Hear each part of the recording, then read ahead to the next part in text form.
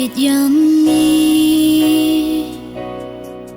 Chinese name it hello thanga Man kasni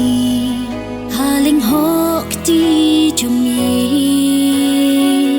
Ngadu kisi banga pet man Hadu bakli kandem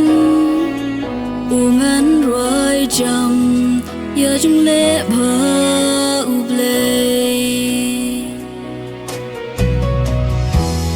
Mi ai ni ha jing em jonga Mi le bha jing em ka jonga Kat udang la bangan ring ben sim ungan roi jam Ya Jinglehbha u Blei Suri jong mi alam blanya ding share kai ha miet badung mi don reng kat bat ngatra